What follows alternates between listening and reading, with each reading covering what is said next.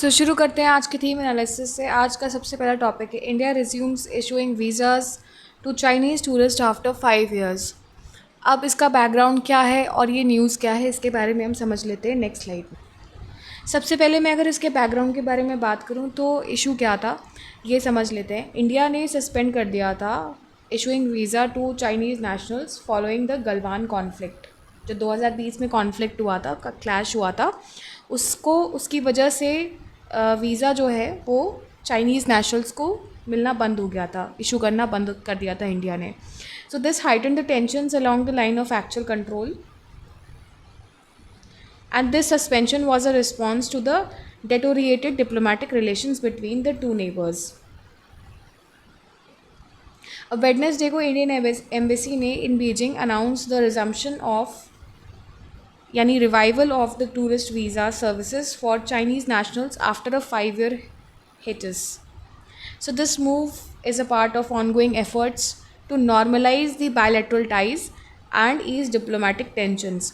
The Chinese Ministry of Foreign Affairs welcomed the decision, calling it a positive step. However, despite these efforts, जो कि कहीं ना कहीं एक पॉजिटिव एफ़र्ट भी है, पॉजिटिव स्टेप भी है, उसके अलावा भी जो चाइना है that is facing scrutiny from India and Bangladesh over its hydro power dam projects in Tibet on the Yarlung Tsangpo river, जिसे ब्रह्मपुत्र रिवर भी हमारे यहाँ कहा जाता है, so which could impact the water security in the region. अब news क्या है? न्यूज़ यही है कि इंडिया चाइना रिलेशंस के ऊपर बेसिकली यहाँ पर फोकस किया गया है। जो आपका यूपीएससी से related topic that is on international relations and current affairs की हाइलाइट्स की अगर हम बात कर ले तो इंडिया ने रिज्यूम कर दिया है issuing tourist visas to the Chinese nationals after 5 years, जो कि मैं आपको पहले ही बता चुकी हूँ। अब अनाउंसमेंट बीजिंग में हुई थी by the Indian embassy from Thursday. Reason for suspension Galwan clash जो है वो बताया गया था। LAC स्टैंड ऑफ की वजह से India had halted the tourist visa services. Significance indicates diplomatic thaw and normalisation of India China relations. So this is seen as confidence building measures and is a positive step, जो कि मैं आपको पहले ही बता चुकी हूँ। अब इसके प्रोसीजर के बारे में भी बताया गया है। ये बोला गया कि वीज़ाज जो हैं वो ऑनलाइन अप्लाई किए जा सकते हैं via appointments at the Indian embassy or consulates in the Beijing, Shanghai and Guangzhou. Current concerns क्या है?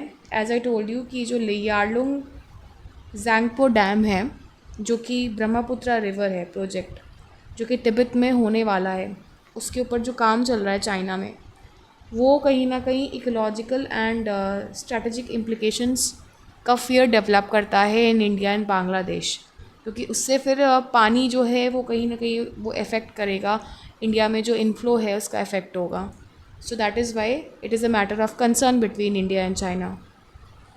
अब प्रॉबेबल क्वेश्चंस देखिए, definitely it would be related to mains only, क्योंकि ये इंटरनेशनल रिलेशंस का टॉपिक है।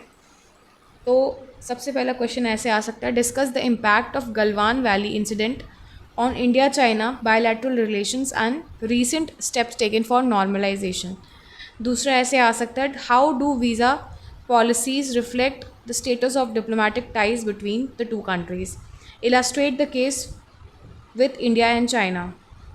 सी यूजुअली नाम नहीं लेंगे, बट फिर भी आप इस एस्पेक्ट में इसको एग्जाम्पल लेकर ये जो वीज़ा पॉलिसीज़ हैं, जो डिसीजंस लिए जाते हैं उसको बैन करने के, उससे रिलेट करके आप नोट्स बना सकते हो, ये एग्जाम्पल्स आप ले सकते हो। तीसरा ऐसे आ सकता है, evaluate the geopolitical implications of Chinese dam projects on the trans-boundary rivers in South Asia.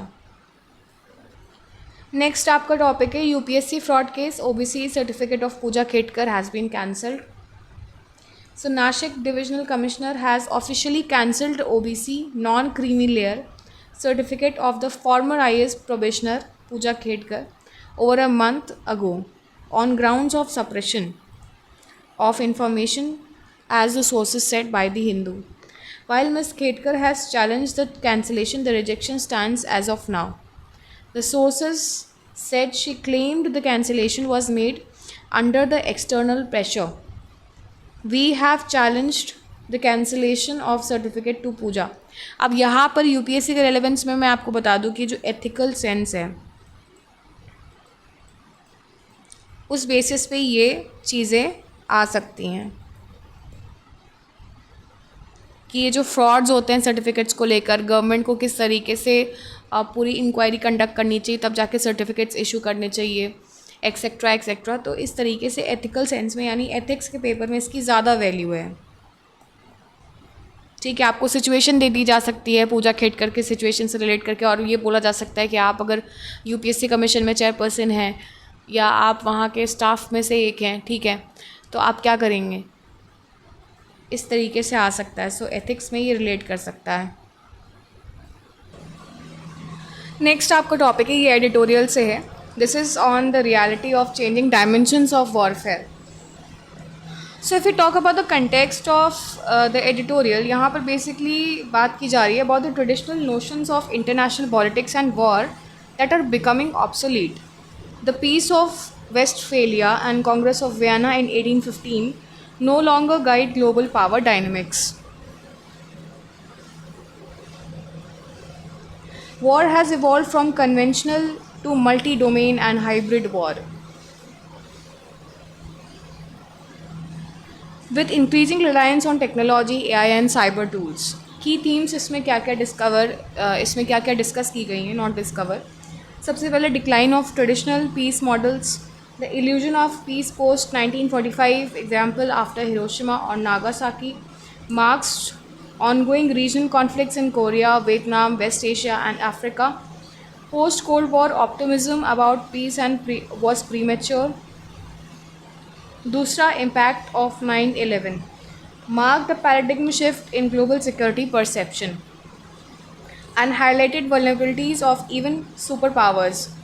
Introduced concepts like three-dimensional warfare and preemptive strikes.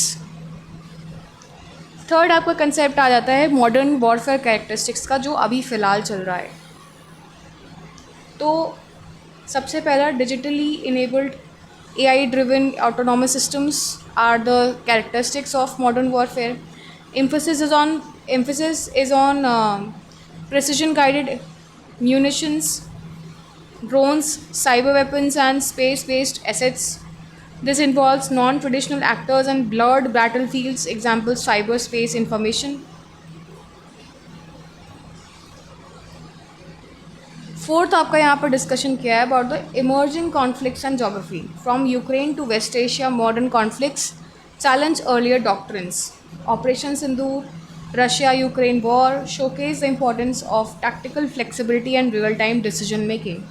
So India must prepare for two-front war, that is with China and Pakistan. This is what the author means to say over here. Now, what does India needs to adapt for? India needs to adapt for build indigenous military capabilities, aircraft, missiles, drones, AI, reduce import dependency and modernize military doctrine, enhance digital and cyber warfare preparedness, create integrated theater commands and use advanced surveillance systems. Now what are the probable questions with respect to this? सबसे पहला आपका ऐसे आ सकता है, discuss the impact of technological advancement on the changing nature of modern warfare. अब क्योंकि ये आपका नेशनल सिक्योरिटी से रिलेट करता है यूपीएससी में, इसीलिए ये जो टॉपिक है ये बहुत इम्पोर्टेंट टॉपिक है. ये जो हाइब्रिड वॉरफेयर चल रहा है, हाइब्रिड वॉरफेयर, इस टर्म को नोट कर लीजिएगा. इस पे मैंने ऑलरेडी अपने प्रीवियस वीडियो में एक्सप्लेन किया, क्योंकि इस पे आर्टिकल जो है, इस पे एडिटोरियल ऑलरेडी निकल चुका है. तो आप इस पे नोट्स भी बना लीजिएगा हाइब्रिड वॉरफेयर पे, because this is very important concept.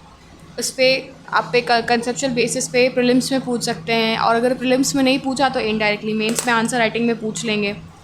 So what lessons should India learn, this is the second one. What lessons should India learn from recent global conflicts like Russia Ukraine war to strengthen its national security architecture. तीसरा है, how has warfare transitioned from traditional to hybrid forms in 21st century, discuss with examples. चौथा ऐसे आ सकता है, evaluate India's preparedness to handle modern multi domain and cyber warfare threats. अब ये जो प्रॉबेबल क्वेश्चंस है ये सिर्फ प्रॉबेबिलिटी है, बट इसमें जो थीम है, आप ये नहीं कि ये क्वेश्चन ऐसा ही आएगा, हो सकता है क्वेश्चन ट्विस्ट करके आ जाए यूपीएससी में। तो आपको ये चीज़ ध्यान देनी है कि आपको थीम पे फोकस करना है, थीम कहाँ ले जा रही है इन क्वेश्चंस को, और उसको लेकर आप अगर आंसर प्रिपेयर करेंगे अपना, तो वो आपका नोट्स हो जाएगा नोट्स फॉर्म में। This would be helpful for you to revise. आप गूगल कर सकते हैं, थोड़ा सा एक्स्ट्रा इन्फॉर्मेशन गेन कर सकते हैं about the hybrid warfare techniques, modern warfare techniques, India को किस तरीके से अपनी प्रिपेयर्डनेस रखनी चाहिए, क्या टेक्नोलॉजिकल एडवांसमेंट लाने चाहिए, मल्टी डोमेन पे किस तरीके से इंडिया को अपनी प्रिपेयर्डनेस रखनी चाहिए। सो ये सब चीज़ें आपको थोड़ा सा इस पर नोट्स बनाने होंगे, और वो नोट्स जो हैं वो आंसर राइटिंग फॉर्मेट में होंगे।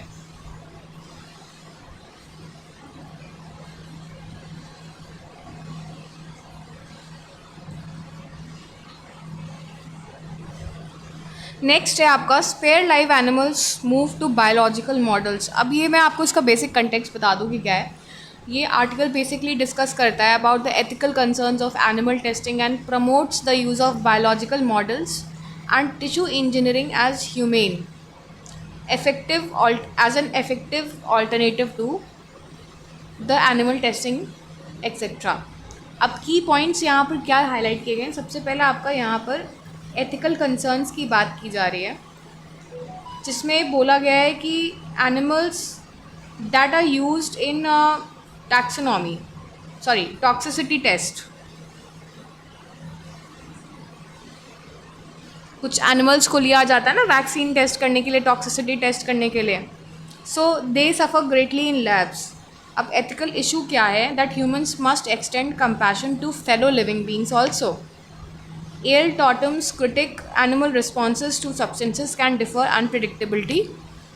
अनप्रिडिक्टेबली to from humans.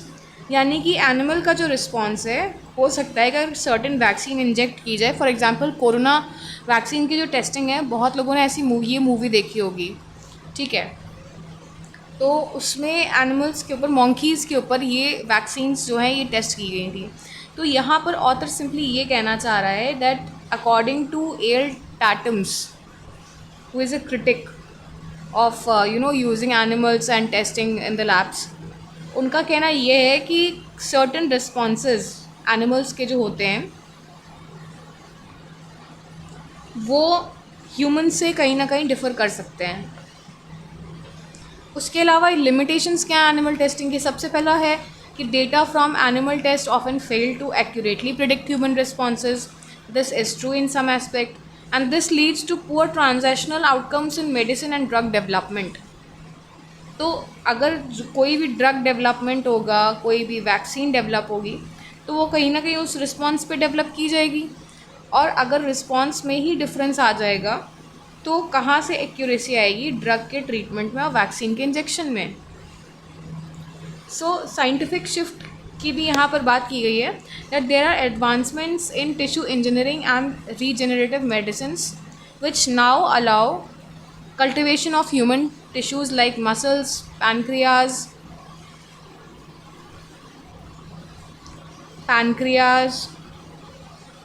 bladders, heart tissues,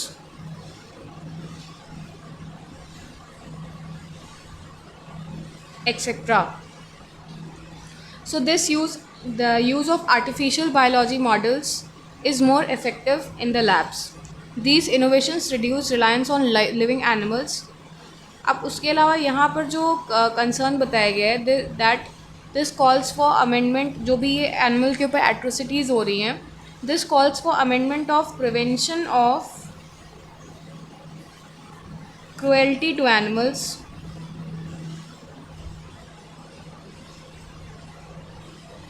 act 1960।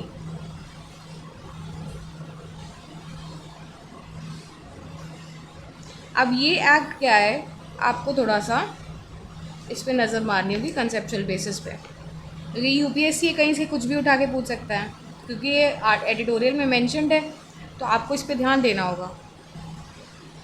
So this promotes inclusion of tissue based testing under the legal framework. ये जो एडिटोरियल है ये बेसिकली प्रमोट करता है inclusion of tissue-based testing under legal framework, and encourages research organization to adopt alternatives, which is very important.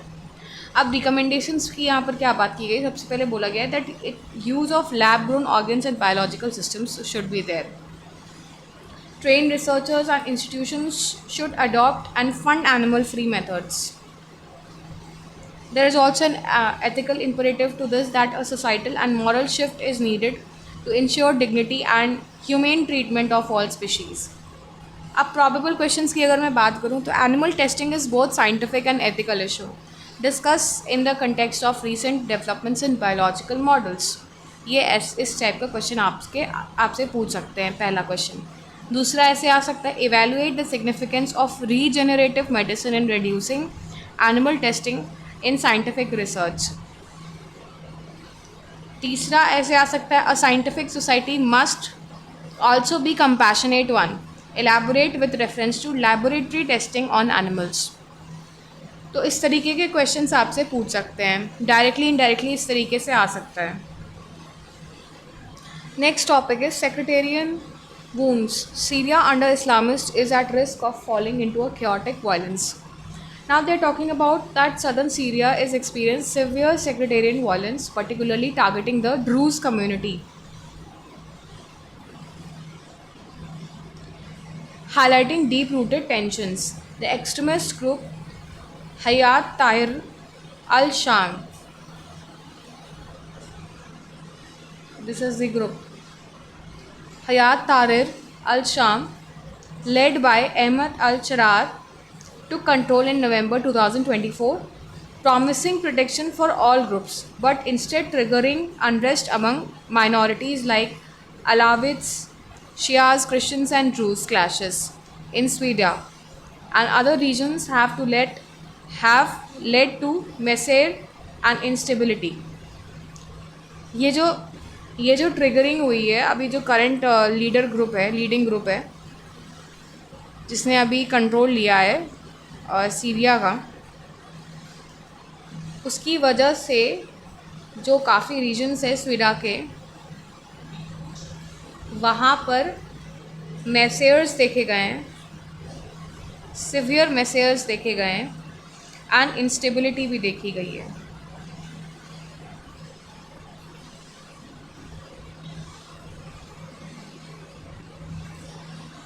The violence escalated with Israel bombing Syrian forces, further destabilizing the region. Syria political history marked by coups and the Ba'athist dictatorship has weakened its unity. Instead of fostering pluralism, HTS Islamist regime deepens sectarian wounds and fuels disintegration. Without urgent reforms and national consensus, Syria risk falling deeper into the chaos. So next आपका topic है takeaways from स्वच्छ सर्वेक्षण scheme. अब मैं आपको इसके की highlights के बारे में बता दूँ. सबसे पहले स्वच्छ सर्वेक्षण स्कीम है क्या. So it was launched under the Swachh Bharat mission urban SBMU. World's largest cleanliness survey 9th edition covered 4500 plus cities. This was backed by third-party verification, citizen feedback, and field assessments. Tracks urban sanitation and waste management progress. सर्वे का impact क्या पड़ा है, तो सबसे पहले competitive federalism इन sanitation develop हुआ है लोगों के बीच में. Measures city performance on 10 parameters including segregation, waste processing, transportation, worker welfare, grievance redressal, etc. This helps in identifying the gaps in cleanliness and sanitation service delivery. Super स्वच्छ league 2024 के बारे में अगर हम बात करें तो new initiative for million plus population cities encouraged larger cities like Indore, Surat, Navi Mumbai. Cities like Ahmedabad, Bhopal, Lucknow enter the top league. इसका ये रिज़ल्ट हुआ है, 2024 की बात हो रही है. अब नेक्स्ट यहाँ पर बात हुई है about the successful practices. Indore में segregates waste into has been segregated into 6 categories: wet, dry, domestic, hazardous, plastic, sanitary, e-waste. Pune में क्या इम्पैक्ट पड़ा है, पुणे में वेस्ट जो है उससे ऑन करते revenue by selling treated sewage. तीसरा, Visakhapatnam reclaimed eco parks from waste land. Lucknow में they converted landfill into a theme park. Surat में processed plastic to fuel bricks. Regional trends की बात अगर हम करें तो Odisha showed remarkable rise. Bhubaneswar jump from 34 to 9th। South Indian cities underperformed except Hyderabad, Tirupati, etc. Delhi NCR cities like NDMC, Noida improved despite negative media attention. Tourism भी link है इसका। High sanitation ratings help improve tourism appeal. Example Kumbh Mela, Ganga towns etcetera. India still attracts 1.5% of the global tourist and more efforts are needed. अब अगर हम 2025 की बात करें तो थीम क्या है? Reduce, reuse and recycle, that is RRR। This encourages self help groups, jobs, enterprises, pushes waste to wealth via energy projects. Implementation still challenging due to consumerism and lack of incentives. अब अगर हम की challenges की बात करें तो की challenges identified insufficient segregation and e-waste processing, lack of citizen behavioral change, need for ULB empowerment and decentralized sanitation models. Now what are the probable questions for UPSC? See, ये डायरेक्टली तो नहीं आएगा, ये आ सकता है evaluate the effectiveness of स्वच्छ Bharat mission in promoting waste segregation and public participation. तीसरा ऐसे आ सकता है what challenges hinder India's journey towards sustainable waste management strategies, suggest the solutions. चौथा ऐसे आ सकता है how can cleanliness ranking be used as a tool for competitive federalism and public accountability. तो इस टाइप के क्वेश्चंस आ सकते हैं क्योंकि ये कहीं ना कहीं सस्टेनेबल डेवलपमेंट गोल का पार्ट है। अब नेक्स्ट आपका टॉपिक है can presidential reference change a judgment. अब मैं आपको बेसिक कंटेक्स्ट और इसके बैकग्राउंड के बारे में बता दूं। ऑन जुलाई 22, 2024 सुप्रीम कोर्ट ने नोटिस इशू किया था on presidential reference that was given by president Droupadi Murmu. ये रेफरेंस क्या था? बेसिकली ये रेफरेंस था in response to April 8 judgment that was arising from Tamil Nadu's petition challenging the Governor R.N. Ravi's delay in granting assent to 10 state bills.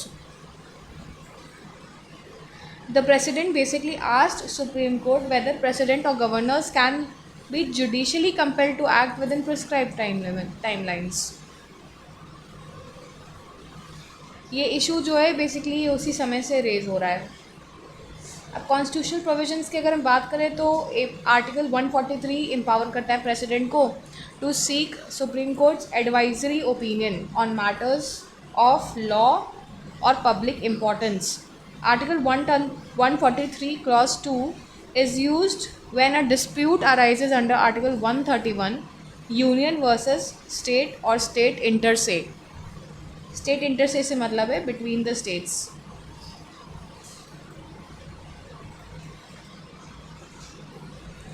So if you talk about article 143 clause 1 तो इसका जो nature है वो advisory opinion का है, तो ये binding नहीं होता है बेसिकली और परसुएसिव होता है वैल्यू में।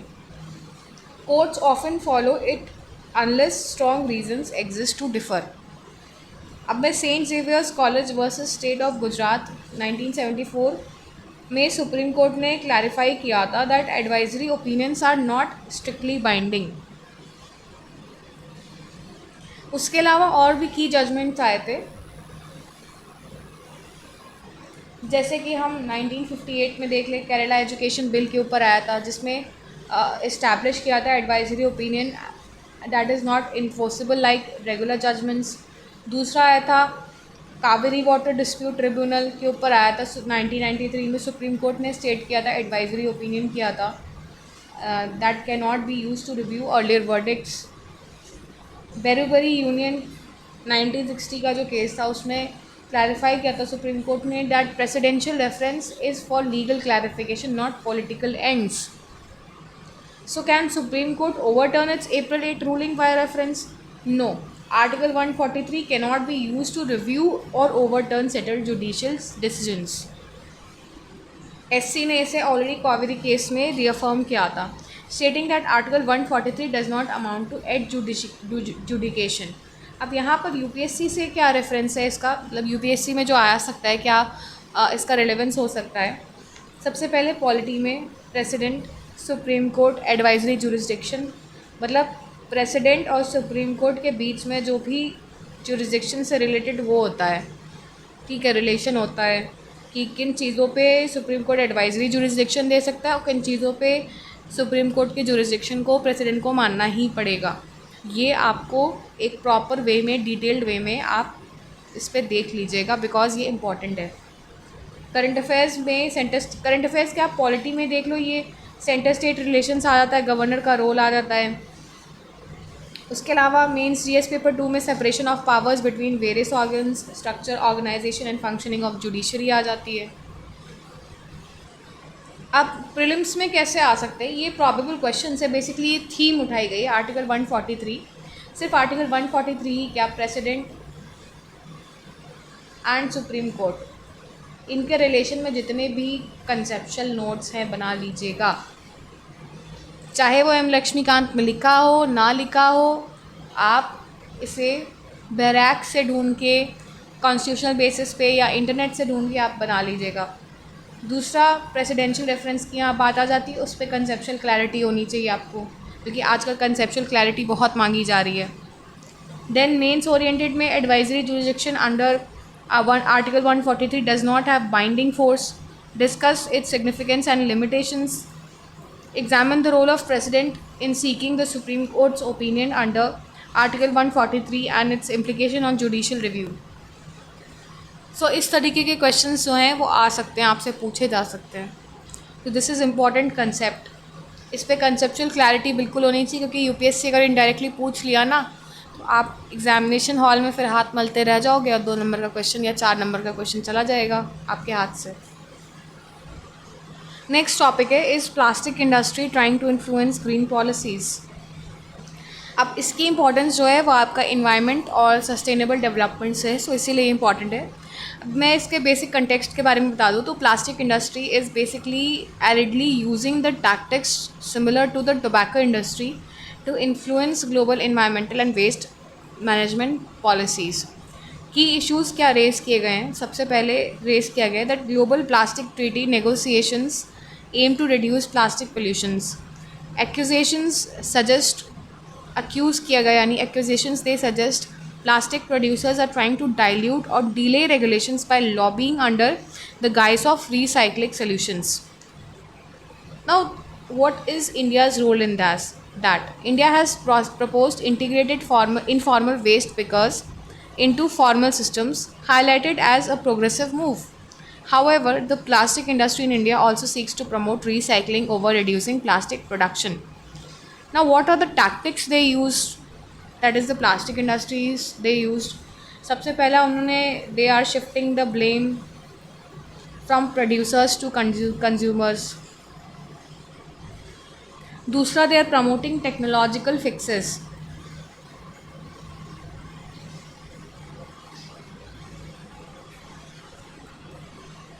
Over systematic reduction in plastic usage, and they are pushing for chemical recycling.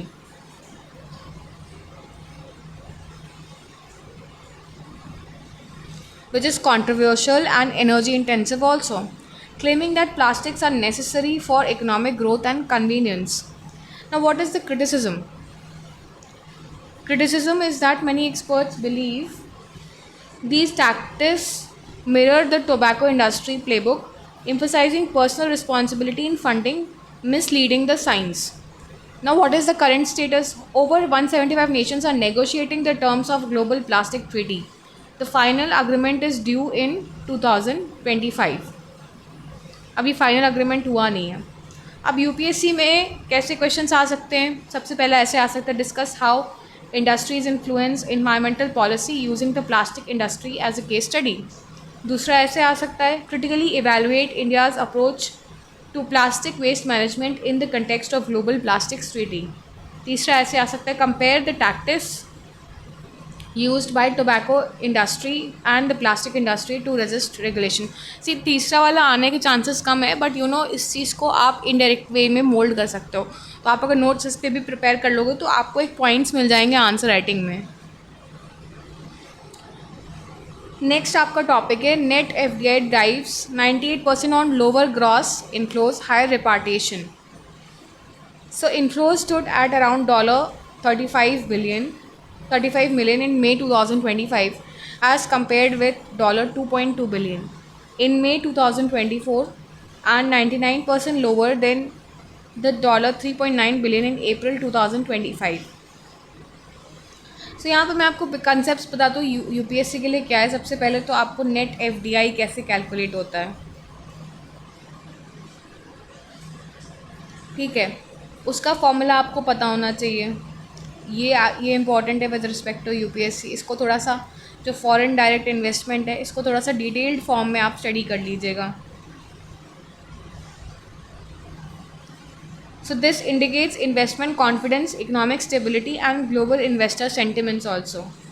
Rising repatriation signals foreign companies pulling out the capital possibly due to the policy uncertainty और better returns elsewhere. अब UPSC में probable questions कैसे आ सकते हैं. सबसे पहला ऐसे आ सकता है, what are the reasons behind the recent sharp decline in the FDI, net FDI. Discuss the macro economic implications. Now this is very important, that what are the macro economic implications. और ये आपको conceptual study करने पे ही मिलेगा. अब जैसे कि मैं आपको एक फॉर्मूला बता दूं नेट एफडीआई का. Wait a second.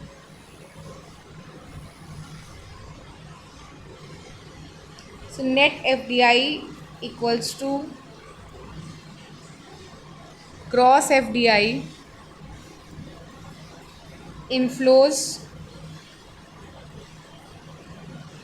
minus repatriation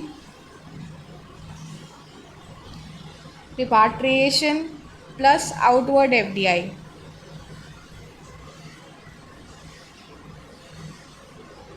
ये ब्रैकेट में रहेगा. So this is gross FDI flows minus repatriation plus outward FDI. अब ये कैसे होता है, क्यों होता है, ये आपको कंसेप्चुअल बेसिस पे इस पे नोट्स बनाने पड़ेंगे. So this is important for UPSC. So this is last topic of the day. Tariff uncertainties posing headwinds to economic prospects. अब यहाँ पर अगर मैं आपको बात करूँ की हाईलाइट्स की, अगर मैं बात करूँ तो they are talking about the high US tariffs, especially those that are proposed by Trump administration, and they are creating uncertainty in global trade and posing headwinds to global economic prospects.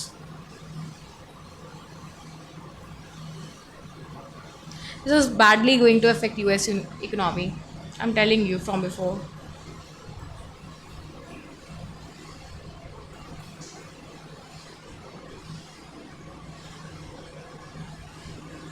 So macroeconomic risks are being underpriced by financial markets, raising concern for long-term economic stability. India can capitalize on these uncertainties by strengthening its integration with global value chains and building resilient trade partnerships.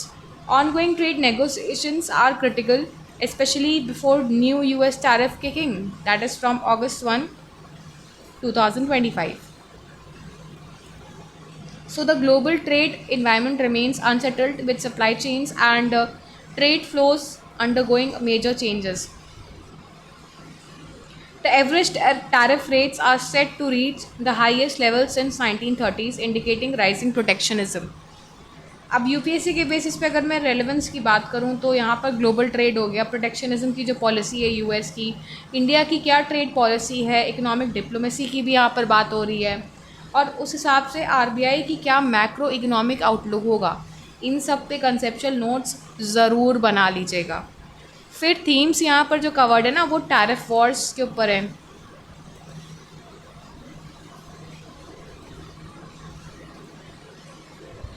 Economic resilience, global supply chain disruptions, ये यहाँ पर basic themes covered है. तो tariff Wars के ऊपर भी आप बना लीजिएगा बिल्कुल जो कंसेप्चुअल नोट्स हैं और उसका क्या इफ़ेक्ट पड़ रहा है.